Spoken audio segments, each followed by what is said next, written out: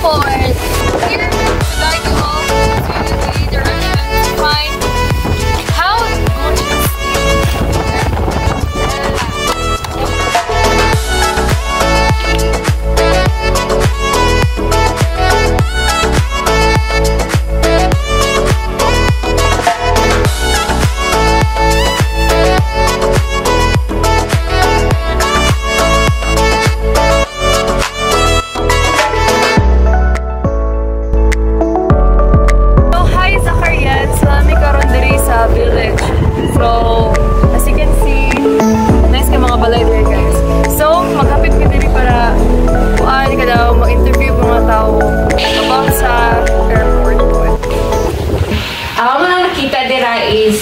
nagmubay lang niya.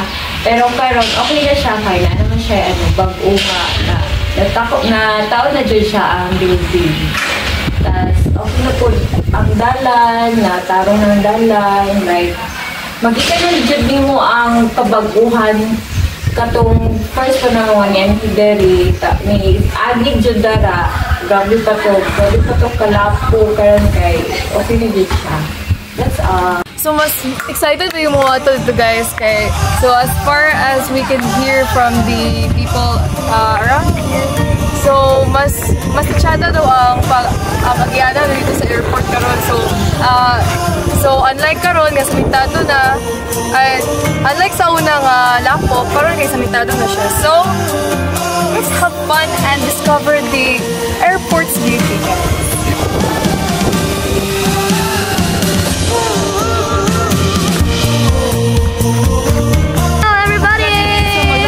Ito sa airport. Yeah. Since kami nabalikan sa mga kauban, so maaglakaw lang sa amin. So we're on foot, guys.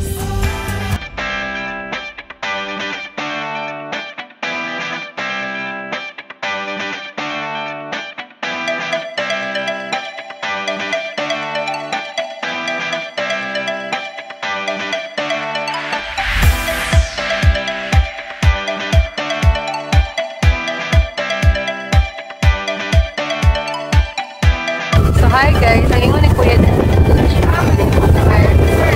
Building, so whether it's kami page na kayo. Naging madakuman. And then, let's go guys! Ito para pakita ang mga uban pagagi pang construct. Bye! Hi everyone! So we're going to the other building. Yeah, so we're going to explore more about the airport, everyone. Yeah, let's go! Let's go! Kalagitnaan ang aking lalakbay. Pero kami nakita yung ipon.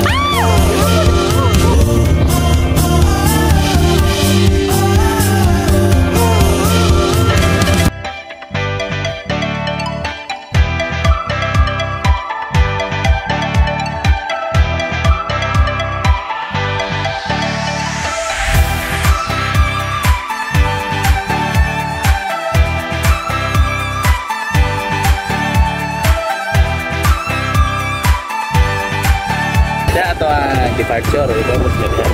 So, arrival. Ito departure. So, kaya usan ni siya nga engineer atong contractor engineer. Wow.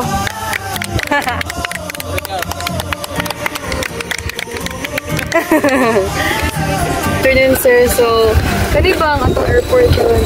International ba siya or national lang? Domestic ang term ana. Asa giingon sa Kaap. Yes, sir. Domestic airport ano siya. What do you mean by domestic airport? Domestic is dire lang sa within the Philippines. Okay.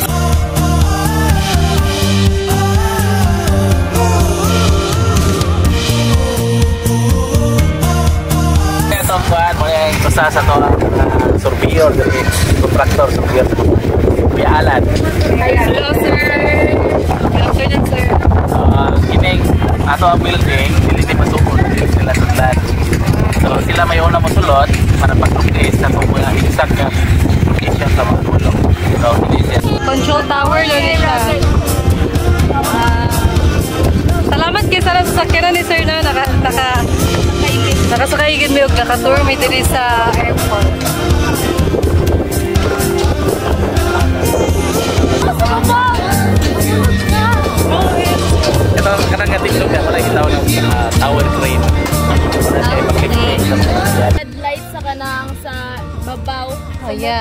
signal. Signal sa mga airplane nga diri sila Maglanding. landing. Yeah. Muna siya. Ay, siya. So, ako po si Sir David. Okay, Sir Francis.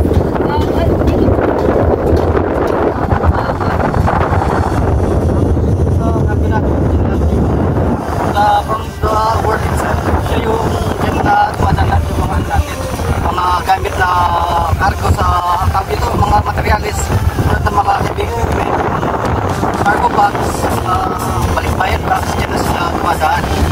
So, dito naman ito tatagay ko na sa passenger naman natin, yung sa passenger natin, yan yun yung mga, yan nadadaan yung mga tao natin. So, hiwalay kasi yun, hindi siya pwede mag-sabay. Sa Korean, so modern din siya ang power building. So dili nakalocate ang mga kanang power kana supply sa kana ato ang airport. So ang ato power building is nakakonect siya every kanang building sa ato ang airport. So dili nila ginakuha ang kana mga kanang supply sa kuryente. So mura na siya everyone, mo siya ang power building in the airport. What's up, Zakarian? So as you can see, makita niyo mabili sa Korea is muna siya ang control tower building. So muna siya ang mag-control sa pag-departure o pag-arrival sa isa ka plane. So you can see, no, is ongoing pa yung pag-contract, but sunod is makita na nato siya kung unsa yun ang puma sa atong airport. So hello sa Koreans. So natakaroon sa cargo building. So what you mean when you say cargo building, dili makabutang ang mga balikbayan box, mga heavy equipment, tanan yung mga gamit gikan sa laing-laing lugar. Dili siya makakuan. So mura siya kanang bodega everyone. Na dili na makabutang sa mga gamit. Ug dili mo magawas ang mga tao nga nag-arrive gikan sa eroplano. So muna siya ang ato ang cargo building everyone. So hi sa Korean. So terminal. Tapos dito terminal. Muna siya ang entrance. Dili siya ang parking lot, mga taxi, mga taxi, mga vehicles, mga vehicles, entrance. Arrival.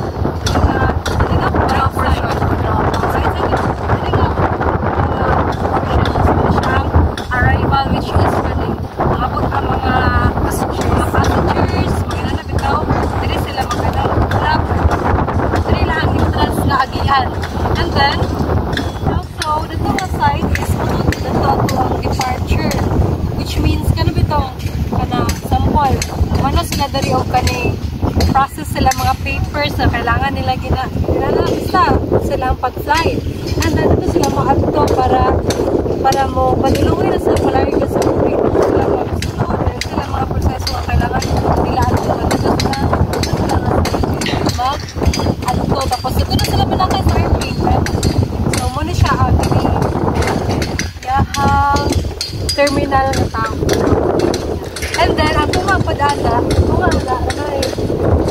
right side and left side. Ang tumaana is dira sila magstay, dira sila mag-ulag, or mga bisa-bisa, mga-aon sila. Isa ito nga, namang yung pala yung mga balikyan, good, etc. Tomorrow to siya. Thank you!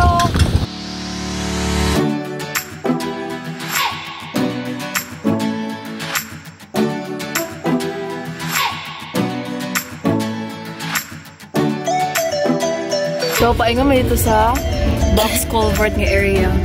Hello guys! Oh, runway extension niya siya, guys. So, patag. Patag ka din.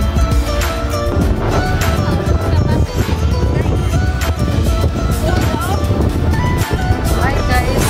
Sando lang ko sa sir.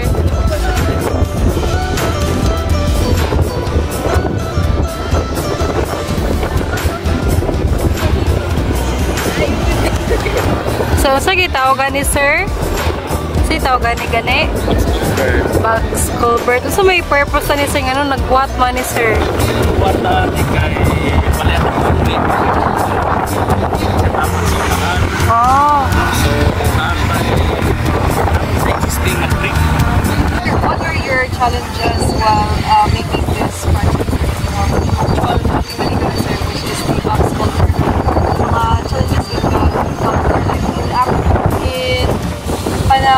actual na rin na pag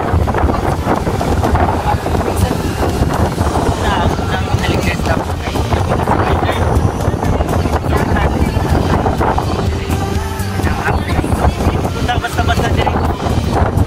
Sabi na ako, init mong gali. Ang unang concern ko lang na po ako. Hindi na ako may atake sa mo. Ako na yun ang kasuhan. Kaya na po. Tayo, ang pana na minor na lang ako katuloy. so parang sa since buwan naman siya buwan ito mga hectares tayo ano yung pinag-init na din mo Kanalagin siya mimi. Kanalagin siya mimi. Kanalagin. or yung child na sigal na sir like ulan na ginugingit.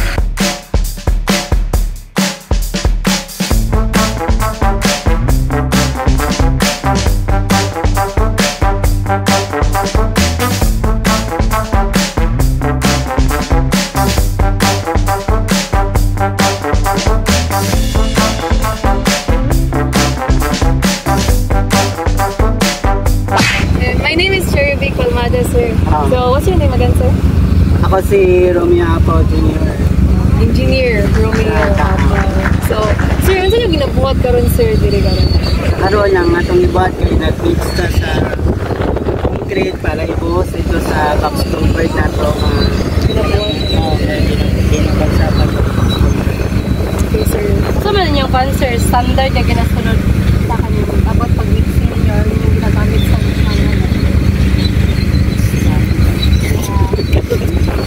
Ang standard na to is naman tayo ginasunod niya strength design tapos ang katong strength design na ang katong siya is na tayo design mix na yun which is mo ito siyang ikuhaan sa proportion niya so sa among nga part ginatanaw namin kung sakto ba yung proportion kung sakto ba ang pagbutang sa simento para ma-monitor na to kung sakto ang input na to yun nag-incorporate na to sa atong basket.